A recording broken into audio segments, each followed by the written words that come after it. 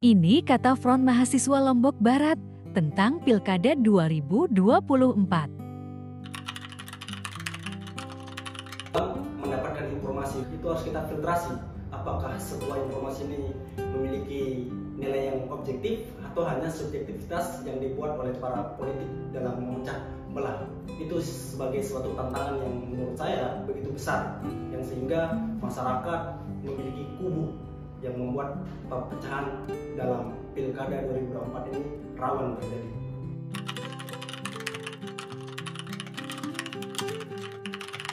Kita menggunakan berbagai macam media. Pertama, kita menggunakan media sosial. Kenapa? Karena media sosial adalah media yang sudah menjadi kebutuhan yang sangat primer, yang setiap masyarakat memiliki handphone untuk mengakses suatu informasi. Edukasi ini kita berikan sebuah hal yang negatif, positif terhadap masyarakat agar mereka paham arti dari sebuah persatuan. Karena kenapa? Kita adalah bangsa yang didirikan oleh nafas falsafah Pancasila yang menekankan terhadap kesatuan. Di pilkada ini adalah pesta politik rakyat yang memiliki pesta. Jangan sampai ada sebuah perpecahan yang sehingga terjadinya sebuah polarisasi di tengah-tengah masyarakat yang membuat kita tidak damai, tidak harmonis dengan tetangga. Maka oleh itu, mari kita kedepankan nilai persatuan, hilangkan sebuah narasi-narasi adu domba. Yang kita harus kedepankan adalah kebersamaan. Pertama, terkait masalah verifikasi sumber, yang selalu periksa keaslian sumber sebelum mempercayai berita. Kemudian tinjau isi berita, teliti konten berita secara keseluruhan sebelum membagikannya. Yang selanjutnya yaitu sumber terpercaya. Pilihlah sumber berita yang terpercaya dan dapat dipertanggungjawabkan. Dan yang selanjutnya, periksa fakta. Jangan terburu-buru melakukan pengecekan fakta terlebih dahulu. Dan yang terakhir, hindari sensasi, yang artinya hati-hati dengan judul yang terlalu dramatis atau sensasional. Peran media sosial itu bagaikan pisau bermata dua.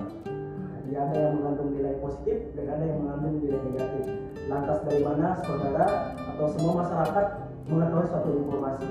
Media sosial banyak sekali digunakan oleh politikus untuk membuat satu kampanye hitam, memecah belah umat, membuat suatu polarisasi untuk mendapatkan suatu kepentingan dan goal dari pasangan atau kontestasi tersebut.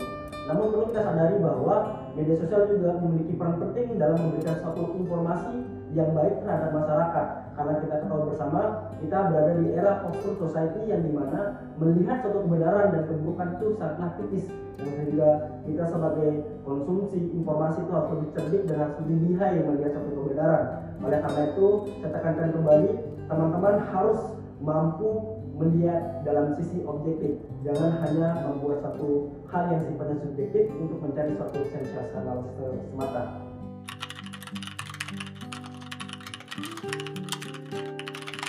Kerjasama dengan lintas organisasi atau OKP dan tentu seperti instansi terkait seperti kepolisian, Bawaslu, KPU untuk mengawal proses pilkada yang harmonis agar tidak terjadi perpecahan dan polarisasi di tengah-tengah masyarakat.